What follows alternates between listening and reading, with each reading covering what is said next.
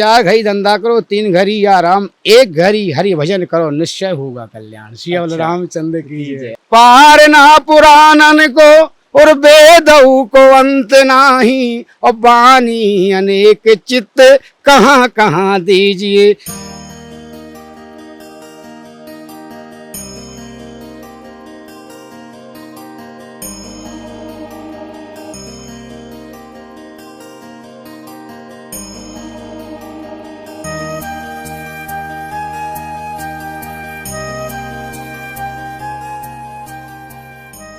नमस्कार दोस्तों, आपका दोस्त, आपका भाई, आपका साथी, संतों के चरणों का दास, मैं कन्हैया शर्मा। जैसे कि लगातार आपको दिव्य त्यागी तपस्वी संतों के दर्शन करा रहा हूं, और पिछली आपने देखा संतों की सेवा की, आप सभी के सहयोग से संतों की सेवा चल रही है। बहुत बहुत धन्यवाद। और जो भी भाई संतों की सेवा कर रहे हैं उनका हृदय की गहराई से धन्यवाद। अभी तक आपने धर्म की यात्रा को सब्सक्राइब नहीं किया, प्लीज़ कीजिए। कोई ये कमेंट मत करना कन्हैया सब्सक्राइब बनाना चाहता है। मैं ये चाहता हूँ मेरा परिवार बढ़े, ये धर्म का प्रचार है ना अधिक से अधिक होना चाहिए। गलत चीज़ों पे देखता हूँ बहुत सारे व्यू आते हैं, बहुत सारी कमेंट आती है, तो क्यों नहीं अच्छी चीज़ों पे ला के छोड़ो ना, लोगों को दिखाओ धर्म की यात्रा पे हम इतनी सपोर्ट कर सकते हैं, इतने लाइक कर सकते हैं। अच्छी चीज़ों पे दिखाओ, ऐसे नहीं। बहुत सभी में एकता रखिए कि धर्म का प्रचार करने में संकोच मत कीजिए। गंदी चीज़ देखते हो ईयरफोन डाल के, तो उससे अच्छा ये चीज़ें अपने बच्चों के साथ, माता पिता के साथ देख सकते हो। और अब जिन महाराज जी के दर्शन करवाता हूँ, माँ मंदाकिनी में स्नान कर रहे हैं, और उनका मैं पहले तो वो टाइम नहीं दे रहे थे, तो मैंने सोचा स्नान करते हुए बीच में उनके जाने की कोशिश करूँगा। पहले तो आप विष्णु दिखाना स्नान करते हुए, आप देख पा रहे हैं जैसे आप देख पा रहे हैं महाराज जी स्नान कर रहे हैं, और स्नान करते हुए आप दिखाना कोशिश कर रहा हूँ। अर्घ जैसे आप देख पा रहे हो महाराज जी सूर्य को अर्घ दे रहे हैं, और अपने मंत्रों के साथ स्नान कर रहे हैं। गंगा का स्नान, माँ मंदाकिनी गंगा स्नान। हम कोशिश है कि महाराज जी समय देंगे नहीं तो, और महाराज जी से आज्ञा लेके अगर महाराज जी कहेंगे तो हम यहीं सत्संग लेते हैं। इन महाराज जी ने यहाँ तक हम लेके आए, इनका भी धन्यवाद करना। महाराज जी पहले तो मेरी तरफ से और समस्त भक्तों की तरफ से आपके चरणों में प्रणाम करता हूँ। आपको भी साधुवाद, धन्यवाद। आपको सदा सुखी रखे भगवान, और सद्बुद्धि सेवा में आगे अग्रसर करे। जय मंदाकिनी गंगा की जय गंगा। महाराज जी पहले तो मैं ये जानना चाहता हूँ, जैसे कि बहुत सारे तीर्थों का महत्व होता है, हर स्थान पर अलग अलग बताया जाता है। अगर हम वृंदावन जाते हैं तो कहते हैं भाई सब कुछ मेरा बांके बिहारी है। अगर यहाँ चित्रकूट आता हूँ कहते हैं सब कुछ श्री राम जी है। अयोध्या जाते हैं राम जी कहते हैं। अगर मैं गिरनार जाता हूँ कहते हैं सब कुछ दत्ता तेरे गिरनारी है। तो ये स्थानों को बड़ा बड़ा महत्व दिखाई दिया, और आपने तो पूरा भारत में संतों के स्थान पे गए भी हैं, तो ये स्थानों का क्या महत्व अलग अलग क्यों होता है? देखिए महाराज जी, आपको शर्मा जी एक बात कहें कि आपने प्रश्न, बहुत अच्छे प्रश्न पूछे। ब्रह्म एक ही है, ब्रह्म एक ही है, सत्य वचन है जी, राम एक ही है। इस पे से अगर आपके पास 2 मिनट का समय हो तो मैं आपको एक दृष्टांत के माध्यम से समझा सकता हूँ। एक राजा संतों की सेवा किया करते थे जी। 12 वर्ष सेवा करते करते व्यतीत हो गए, परंतु भक्ति का भी समय आता है, उसकी परीक्षा होती है। उनका प्रश्न, राजा का एक ही प्रश्न था कि ब्रह्म एक है कि 2 है। उनको कोई समझा नहीं सका। ऐसे काफ़ी समय बीत गए इस चीज़ में खोजते खोजते। एक बार गंगा जी के तट पे घूमते घूमते फकीर मिली, तो वही प्रश्न उन फकीर से किया, या फकीर से प्रश्न किया कि ब्रह्म एक है कि 2 है कि 3 है। तो संत ने कहा कि देखो तुम राजा हो, हम फकीर हैं, खाने की पूछे ना पानी की पूछी, प्रश्न भी जटिल है, पहले खिलाओ पिलाओ बैठाओ उसके बाद पूछेंगे। राजा ने शर्त स्वीकार कर ली, खिलाया पिलाया, दूध मक्खन मंगाया, फल फूल मंगाया, और भगवान को भोग लगा के प्रसादी पाया, मस्त। अब संत ने कहा कि ये प्रश्न आप सबके राज के सामने सुनना चाहते हो कि एकांत सुनना चाहते हो?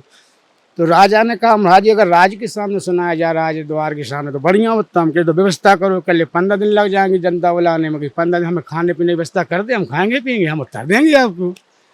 राजा ने ऐसे ही कर दिया। शर्त ये कि 15 दिन हमारे पास आओगी नहीं। अच्छा। जब जनता जो जाए मैं निमंत्रण बोल देना, आ जाएंगे। राजा ने वही किया। एक उस समय राजा ब्रह्मानंद जी अपने भजन खाते हुए एक खेत में कृष्ण घूमने लगे। एक किसान से पहचान हो गई। किसान से कहा उन्होंने कि बेटा तुम एक काम कर दो कि हमारा 1 घंटा के लिए कल कर देंगे। उन्हें समझा के करवा लिया कि 1 दिन के लिए साधु बनना है तुमको। और ये राजा दंड देगा कि वो जवाबदारी हमारी, कि हम किसान बनेंगे। वैसा ही हुआ, जनता जुड़ी। बुलाया गया, महात्मा पहुँचे, महात्मा ने किसान को वस्त्र पहन लिए, किसान ने साधु के वस्त्र पहन लिए। राजा को संशय तो हुआ, मगर गुरु की महिमा क्या कह सकते हैं। प्रश्न पूछा कि ब्रह्म एक है कि दो। तो महात्मा ने कहा कि जो किसान में बैठे हुए थे महात्मा, जो महात्मा रूपी महात्मा बने थे, महात्मा नकली महात्मा ने कहा कि तो हम किसान जवाब दे देगा इसको। वो महात्मा उठे, बोले किसान तू जवाब दे देगा? कहीं हाँ। कि एक काम करो, मणि मंगाइए आप। मणि मंगाई और मणि के गिनिए, तो मणि मंगा के कटोरे मणि मंगाए गए। जो गिनती की है उसने कहा एक, कहीं ठीक, दूसरी उठाई कि दूसरी उठाओ, कहीं दो, बोले झूठ बोल रहे, मणि एक है कि दो है? कहीं एक है, कहीं फिर दो क्यों बोल रहे? कहीं मणि तो दो है मगर मणि तो एक में दो क्यों बोल रहा है? फिर गिनो, कहीं तीन, कहीं मणि तो हाथ में एक है, तीन क्यों बोल रहे? राजा बोला ऐसा जवाब तो किसी दिया नहीं। अर्थात कहने का भाव ये है, जिसने पहले जान लिया उसने अपने ब्रह्म को स्वरूप बता दिया कि हमारा ब्रह्म ऐसा है। जिसने दूसरी बार जान लिया दूसरा स्वरूप बता दिया कि ब्रह्म का स्वरूप ऐसा है। जिसने तीसरी बार जान लिया तीसरी बार बता दिया कि ब्रह्म का स्वरूप ऐसा है। परमात्मा एक ही है, परमात्मा एक ही है। महाराज जी जैसे कि जो लड्डू खाया वही बता सकता है कितना मीठा है। जी। जैसे मैं अभी आपका दर्शन कर रहा था, जैसे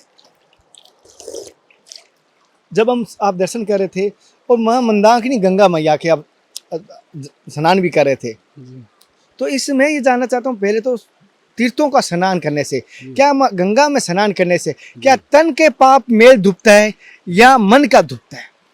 देखो, जो महानदी हैं, गंगा है, जमुना है, मंदाकिनी है, सरजू जी हैं, गंगा भागीरथी जी हैं, अगर भाव आपका है तो आपका दोनों ही पाप धुलते हैं, तन का और मन का। तन का भी और मन का भी। क्योंकि जो हमने पाप जीवन में कर लिए हुए हैं और सब जीव पे होते ही हैं, क्योंकि जीव पाप का ही पुतला होता है। इसलिए ऐसे हमारे भगवान के संविधान बना गया कि जो जीव पाप करता है तो गंगा स्नान कर ले, मंदाकिनी स्नान कर ले, चित्रकूट स्नान कर ले, उसके पाप समाप्त होते हैं, परंतु वह काम पुनः दोहराया नहीं। महाराज ऐसा कैसे स्नान करूं कि मन का मेल धूपे, मेरा तन का मेल भला ही रहे? ऐसा कैसे स्नान करूं? देखो, गंगा स्नान मंदाकिनी स्नान करने का मतलब तन की शुद्धि है, आत्मा की शुद्धि है। उसके बाद भगवत सेवा, भगवत भजन, जीव की सेवा, मानव की सेवा, संत की सेवा से ही मन को शांति और मन निर्मल होता है।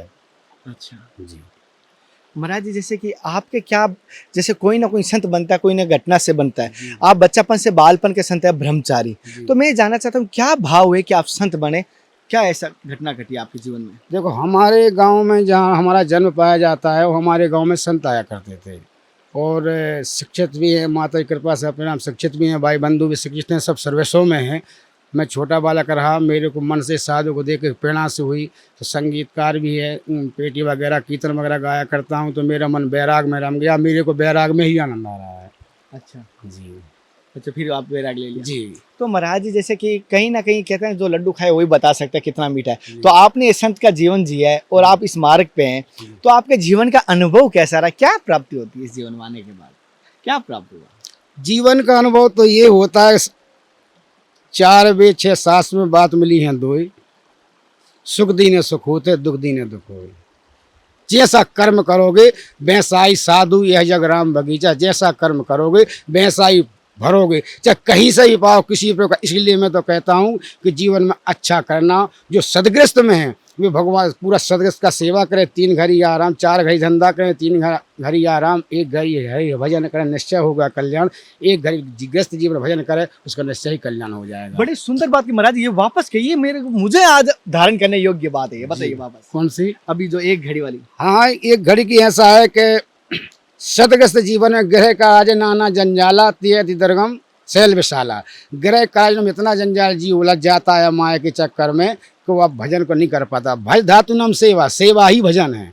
अगर भजन को समझे कि महाराज मैं माला लेकर बैठ जाऊं कि वो कर लूँ ये कर लूँ, नहीं। भज धातु नाम सेवा, सेवा से आप कहीं भी करिए, किसी प्रकार करिए, तन से सेवा करिए, मन से सेवा करिए, वचन से सेवा करिए, यथार्थ जो आप में सामर्थ्यवान है और जो आपके पास परिपक्व है, जो आपको पवित्र आचरण है, आपको पवित्र आचरण होगा तो जरूर उसका प्रभाव पड़ेगा और आपको उपदेश को माना जाएगा। अच्छा, 4 घड़ी धंधा करो, 3 घड़ी आराम और 1 4 घड़ी धंधा करो, 3 घड़ी आराम, 1 घड़ी हरि भजन करो, निश्चय होगा कल्याण। श्री अच्छा। रामचंद्र की जी, जय। 8 घड़ियों में से जैसे एक घड़ी भी हम भजन करना चाहिए। महाराज जी, जैसे कि आपके जीवन में कोई ऐसा कोई चमत्कार हुआ जिससे आपकी आस्था और बढ़ी, या कभी ठाकुर जी या कोई लीला रची हो आपके साथ में, ऐसा कोई?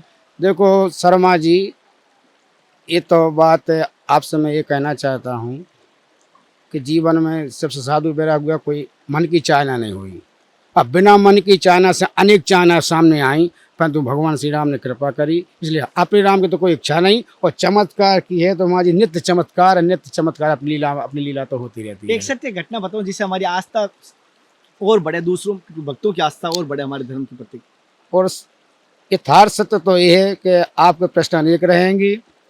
और ये था जो बाबा गोस्वामी तुलसीदास जी की अंतिम समय जब पंच भौतिक तरी शरीर त्यागने लगे, पर लोग जानने लगे, उन समय सब संतों ने कहा कि प्रभु जीवन को सार बता दीजिए, अंत का सार क्या है। जीवन आपने पूरी, हाँ, आपने सब स्वर्ग को रास्ता बना दिए, परमात्मा को मिला दिए, सब जीव को सरल मिलाने को उपाय बना दिए, परंतु जीवन को सार अब क्या है। तो उन्होंने कहा एक कवित्व के रूप में कि अलपितो अवध जीव ताम बहु सोच पोच, और करवे पर बहुत पर कहा कीजिए, पार ना पुराणन को और वेदऊ को अंत नाही, और बानी अनेक चित्त कहाँ दीजिए, काव्य की कला अनंत छंद को प्रबंध बहु, और राग तो रसील रस कहाँ पीजिए, 100 बात की एक बात तुलसी बताए जात, और जीवन सुधारा चाहो तो राम नाम लीजिए। बस भगवान के नाम शरण में हो जाओ और भगवत जीव सेवा में हो जाओ, सब जीव का कल्याण है। अच्छा जी। तो महाराज जी, जैसे कि एक बहुत सारे कहना नहीं चाहिए, जैसे स्नान करते हैं, हम गंगा में स्नान कर रहे हैं अभी, और गंगा में खड़े, मैं आपको परेशान तो नहीं कर रहा हूँ क्योंकि ठंड में मैंने स्वेटर पहन के रखा है। हमको गंगा की गोद में हम भी काफी समय से आ रहे हैं, तो हमको बड़ा परम आनंद हुआ, कुछ हमारी मन की इच्छाएं पूरी हुई, तो इसलिए आपके साहब को देखकर हमको जीवन में याद रहोगे, कुछ ही बात नहीं। वैसे महाराज जी, एक बात आपने, तुलसीदास जी ने अपने जीवन का सार बताया, लेकिन आप अगर अपने जीवन का सार बताएंगे तो कैसे बताएंगे, क्या कहेंगे आप, अपने जीवन का सार क्या निकालेंगे? देखो पहली बात तो इस जीवन का एक दिन का ही मालूम नहीं, और हमारी तो अब साधुरत यथाशक्ति साधु चल रही क्रियाएं, समझे बात, जब पहुंचे, इस जन्म में पहुंचे या उस जन्म में पहुंचे, मगर विश्वास पूर्ण है कि पहुंचेंगे जरूर जी। ये बस विश्वास, हाँ, पक्का विश्वास। हाँ, ये पक्का विश्वास है। अगर ये विश्वास नहीं करेंगे तो फिर हमारे भेष बनाने के लिए व्यर्थ है, अब रूप धरने को व्यर्थ है। क्या महाराज जी, भगवान को प्राप्त करने के लिए ऐसा भेष धारण करना जरूरी है कि ऐसा भी हो सकता है? कोई जरूरी नहीं, संत पेंट में भी हो सकता है, कॉन्वेंट स्कूलों में भी हो सकता है, फुल पेंट में भी हो सकता है। साधु के गुण होना चाहिए, संत के गुण होना चाहिए, गृहस्थ कोई भी संत हो सकता है। अच्छा जी, जैसे कि महाराज जी कह रहे हैं संत कोई भी हो सकता है, बड़ी सुंदर बात की महाराज जी ने, जीवन का सार बताया, और साथ साथ महाराज जी ने जैसे कहा जो इच्छा होती है राम जी के नाम से पूरी हो जाती है। और महाराज जी भी स्नान कर रहे थे तो सत्संग की इतनी अभिलाषा थी, मैंने कहा फिर महाराज जी इधर उधर होंगे तो कम से कम सत्संग तो ले लेता, स्नान करने में थोड़ा बाधा ना बने। और जैसे मैंने कहा महाराज जी निकलने के बाद क्या पता किधर चले जाए, और महाराज जी कोई परेशानी हुई, गलती हुई तो हम तो आपको यही आशीर्वाद देते हैं मंदाकिनी माता, हमारे शर्मा जी ने कुछ उल्टी सीधी जो वाणी भी उन्होंने ली है, उन्होंने जिज्ञासा की है, जैसा बने इनको भी आगे सेवा में बनाना, और हमको भी भक्ति। बस ये फिर मिलते हैं अगली सत्संग के साथ, तब तक जय हिंद, वंदे मातरम, मंदाकिनी गंगा मैया की जय। हे नाथ, हे मेरे नाथ, मैं आपको भूलूं नहीं। जय गुरुदेव, जय सभी संत। हमको भी आशीर्वाद देकर जाओ कि ये बोलते जाओ कि साधु बाबा तेरी भी भक्ति बढ़ाए, भक्ति बोलते हैं, हमें कोई धन दौलत की कोई चाहना नहीं, बस ये बोले कि भक्ति बढ़ाए। अरे मैं इतना अरे नहीं यार, तुम तो पावन कट है जो, हाँ तुम तो पावन ही होगा, साधु जैसा ही हो गया साधु तट में। चलो भाई खुश रहो।